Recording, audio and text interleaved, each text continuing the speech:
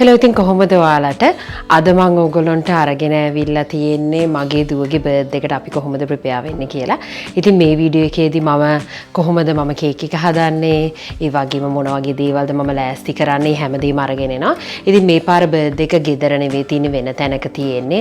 මොකද පොඩි කට්ටියක් ඉන්නේ අනිත් එක දැන් එයාට 4ක් වෙනවා. ඉතින් ගෙදර ඇවිල්ලා ළමයින්ට ලොකුට කරන්න දේවල් නැහැ. ඉතින් බවුන්සි කාසල් එකක් වගේ විතරයි. ඉතින් ඒ හින්දා අපි හිතුවා වෙන තැනක ගන්නවා. එතකොට ඒගොල්ලන්ට එන්ටර්ටේන් කරන්නත් හොඳයි සහ මටත් ලේසි හින්දා. එහෙනම් බලමු කොහොමද මම මගේ දුවගේ බර්ත්ඩේ එක ප්ලෑන් කරන්න කියලා.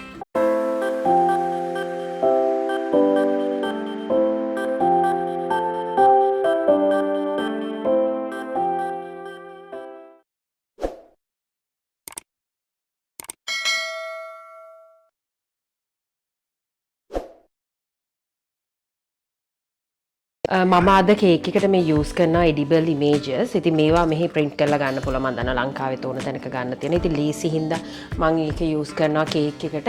ඒ වගේම කප් කේක්ස් වලටත් මම ගෙනාවා. මේක මෙහෙම පීල් කරලා අරගෙන කප් කේක් එක උඩට තියන්න තියෙන්නේ.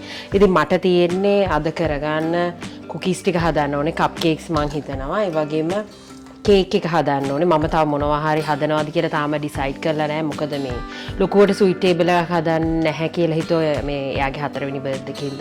සහ එයාට වෙන තැනක තියෙන්නේ ඉතින් ගෙදර තියනවා වගේ නෙවෙයි ඉඩ කඩ ප්‍රශ්න ඔයවා හින්දා අරගෙන යන්න ඕනේ.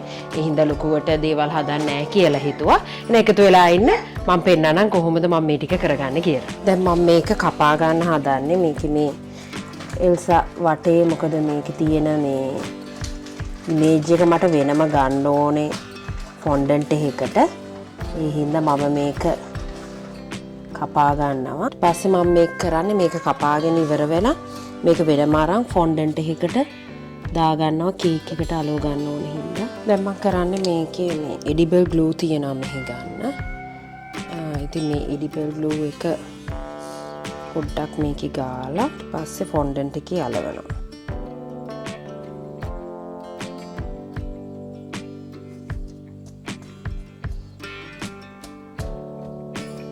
ඒක එහෙම අලවනවා. ඊට පස්සේ මම මේ ටිකත් කපා ගත්තා.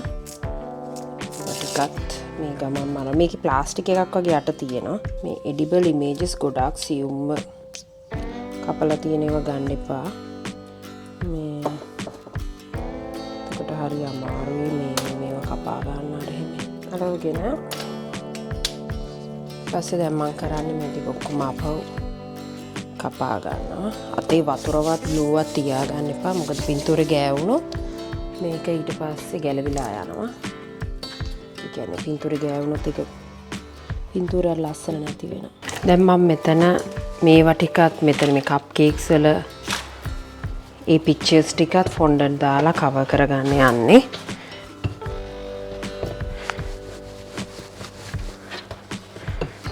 එතකොට ඒක ඔක්කොම වේලෙන්න තියන්න පුළුවන්. එතකොට අයිසිං එක කරලා කප් කේක්ස් ටික උඩින් මේක තියන්න තමයි තියෙන්නේ.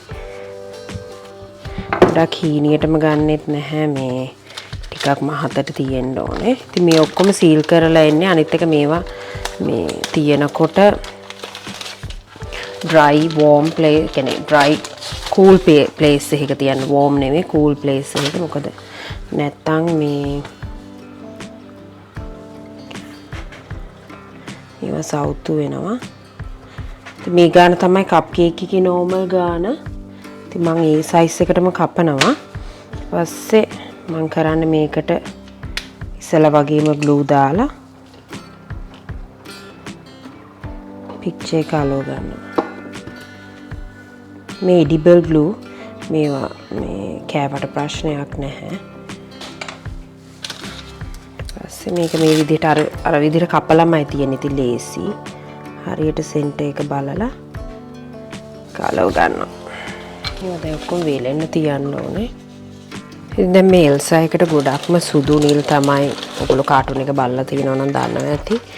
ඒ හින්දා මේ වගේ ස්නෝෆ්ලේක්ස් එක වගේ කපා ගන්න ඕනේ. ඉතින් ඒකේ sizes කිහිපයක් තියෙනවා. මම දැන් ඒකෙනුත් ටිකක් කපා ගන්නවා. මොකද මේ හැම එකම dry වෙන්න ඕනේ කේක් එකට අලවන්න.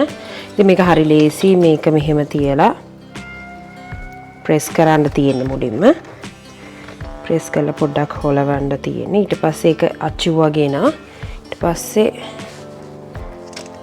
මේකට ගාන්ට අපිට ඕන තැනට තියලා මේක ප්‍රෙස් කරාම වැටෙනවා. මම දන්නවා මේකේ ලංකාවේ තියෙනවා මල්ලාරව මේව ගන්න. මම ගෙනාපුවා වගේක් තියෙනවා. ඒක ලේසි. ඉතින් මම ඒ වයින් ටිකකුත් හදා ගන්නවා. දැන් මම ඕගොල්ලන්ට එක කුකී එකක් ඩෙකොරේට් කරලා පෙන්නන්නම්. ඒතර කුකී එකටත් මම කරන්න හදන්නේ අර විදිහටම ෆොන්ඩන්ට් එකට එඩිබල් ග්ලූ දානවා.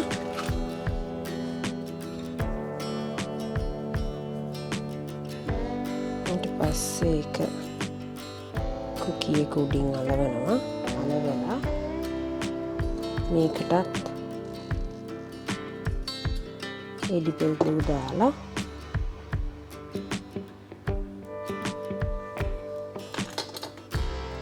තාම මේක හයි වෙලා නැහැ. හින්දා මේ පරිස්සමෙන් අල්ලන්න ඕනේ. මේක වේලුණාට පස්සේ මම මේක ගෝල්ඩ් නෙමෙයි සිල්වර් ඩස්ට් එකෙන් මේක ඩෙකොරේට් කරනවා මේ විදිහට කුකීස්. ඉතින් දැන් මම මෙතන කේක් එක අයිසිං කරගන්න කරන්නේ. කියන්නේ ෆොන්ඩන්ට් දාන්න කලින් ඔයගොල්ලෝ දන්නවා බටර් ක්‍රීම් අයිසිං එකෙන් බටර් ක්‍රීම් එකෙන් කවර් කරගන්න ඕනේ.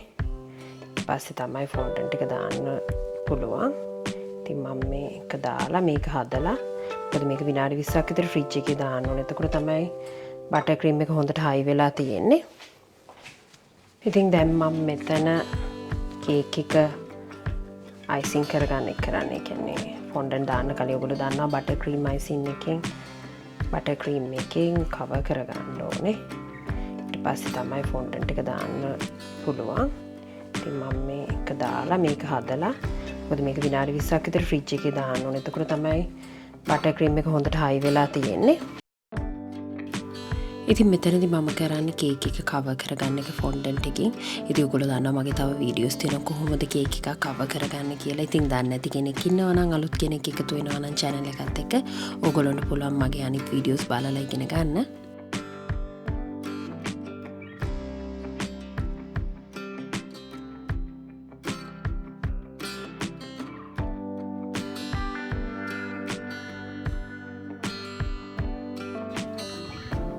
ඉතින් කේක් එකක් කවර් කරද්දී මතක තියාගන්න ෆොන්ඩන්ට් එක ගොඩාක් තුනී කරගන්න එපා. එතකොට උඩ එජස් වලින් ඉරෙන්න බලනවා.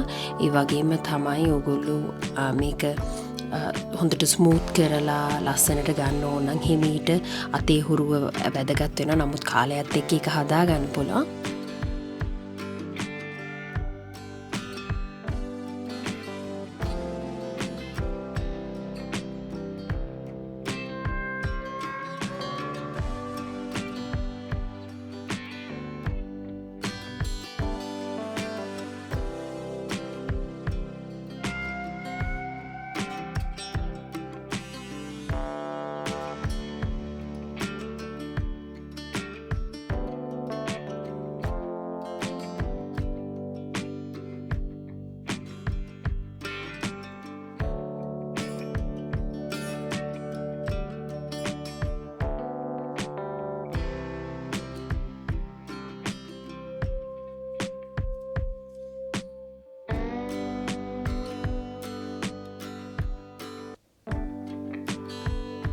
කප් කේක්ස් ටිකත් හදලා ඉවරයි. ඔයගොල්ලන්ට පේන ඇති වයිට් අයිසිං එක හදාගත්තේ. මේ වයිට් කලරින් තියෙනවා. ඉතින් මම වයිට් කලරින් ටිකක් දාලා තමයි මේ විදිහට වයිට් එකට ගත්තේ. ඒ වගේම මම මේකට දෙක තුනකට මම ෆ්‍රෝසන් ස්ප්‍රින්කල්ස් ගෙනාවා. එතකොට ඒවා ටිකක් දානවා. අනිත් ඒවට මම බලාපොරොත්තුෙන් ඉන්නේ එඩිබල් ඉමේජස් තියෙනවා. එතකොට ෆොන්ඩන්ට් වගේ ඩිසයින් කිහිපයක් එකම විදිහට නැතුව මේක තමයි මම කිව්ව මේ ස්ප්‍රින්කල්ස් ටික. මේක අර ස්නෝ ෆ්ලේක්ස් එක වගේ කලර්ස් මික්ස් එකක්.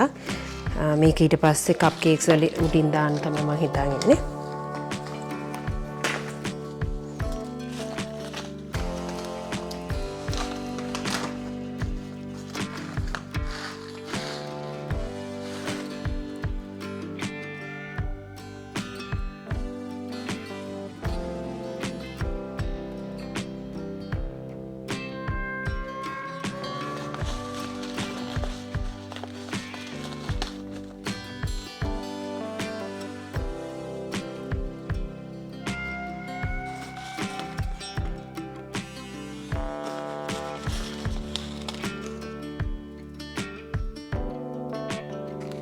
මම දැන් අනිත් කේක් එකත් කවර් කරන්න යන්නේ. දෙක දෙවිදිහකට ගත්තේ. අරක ටිකක් වැඩිපුර වයිරල්ස් වගේ. අරක වැඩිපුර ඩිසයින් එක පේන විදිහටත් මේක ටිකක් අඩුවේ. මොකද මේකට තමයි මේ එල්සාගේ ඒ රූපෙත් එන්නේ. ඉතින් ගොඩාක් වැඩි වුණාම කැත වෙයි කියලා මට නිකන් හිතුණා. දැන් මේක කවර් කරගන්නවා.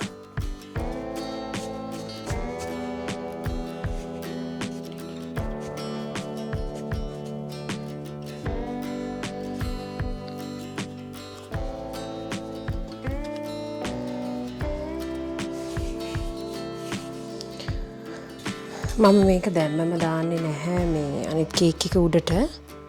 හේතුව තමයි මේ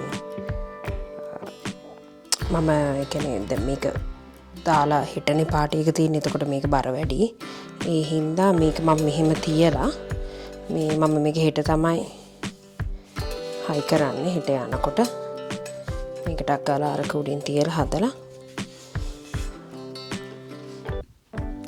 දැන් මම කේක් එක ඩෙකොරේට් කරන්න පටන් අරන් තියෙන්නේ. ඉතින් මේ බර්ත්ඩේ එක දවසේ උදේ අපි හවස තමයි බර්ත්ඩේ එක සෙලිබ්‍රේට් කරන්නේ. ඉතින් මට හිතුණා මේ කේක් දෙක එකතු වෙන තැන පොඩි බෝඩර් ලයින් එකක් දාලා ඒක පොඩක් නීට් කරලා ගන්න ඕනේ කියලා. ඒ වගේම මම යට ටිය එකට පොඩි පබළු විදිහට ෆොන්ඩන්ට් වලින් බෝල වගේ හදලා ඒක ඇඩ් කරා. ඊට පස්සේ එල්සා මම ඊයේ හදාගත්ත එඩිබල් එල්සා ඉමේජ් එක කේක් එකට ෆිட் කර ගන්නවා.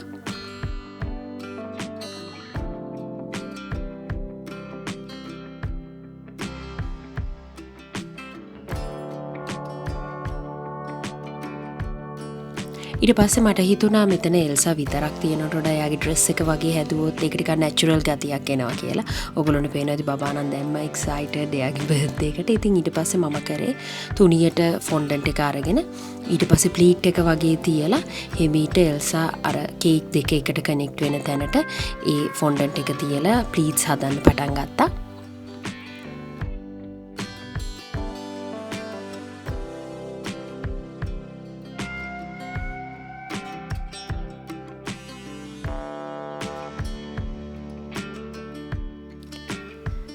ඊළඟට මම කරේ ඒ පළවෙනි ෆොන්ඩන්ට් ඒ ස්කර්ට් එක වගේ හදපු තැනට තව පොඩි කෑල්ලක් එකතු කරා. මොකද එතකොට ටිකක් අර රැලි ටික නීට්වට ගන්න පුළුවන් හින්දා තව චූටි කෑල්ලක් ෆ්‍රිල් එක වගේ හදා ගන්න ඕනේ හින්දා එකතු කරලා ඊට පස්සේ ඒක උඩින් අර මම ඊයේ හදපු ස්නෝ ෆ්ලේක්ස් ඒ චූටි ඒවා නිකන් ඩිසයින් එකක් වගේ තියෙන විදිහට පොඩ්ඩක් මේක ක්‍රියේටිව් ගතිය වැඩි කරන්න, ඩිසයින් එකේ නීට් ගතිය වැඩි කරන්න මම ඊට පස්සේ ඒ ටිකත් ඇඩ් කරගත්තා.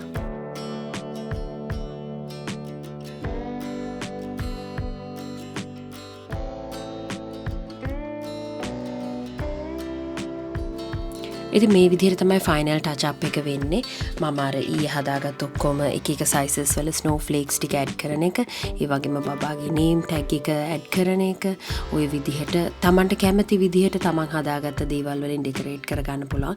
මොකද එක එකනාට හිතෙන විදිහට, දැනෙන විදිහට තමයි ෆයිනල් අවුට්කම් එක වෙන්නේ. ස්පෙෂලි ඔයගොල්ලන්ට පික්චර් එකක් නැත්නම් Tamanට කැමති විදිහට ඩෙකොරේට් කරනකොට තමයි ඒකේ අන්තිම අවුට්කම් එක ලස්සන වෙන්නේ.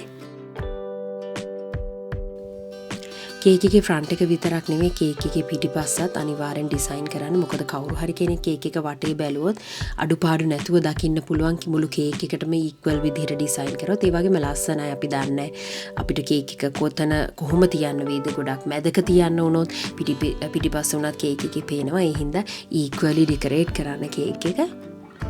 ඉතින් මං හිතනවා ඔයගොල්ලෝ අද වීඩියෝ එකත් එන්ජොයි කරන්න ඇති කියලා. ඒ වගේම මගේ channel එක subscribe කරලා නැත්නම් subscribe කරන්න. අපි ඊළඟ වීඩියෝ එකේදී හම්බෙමු.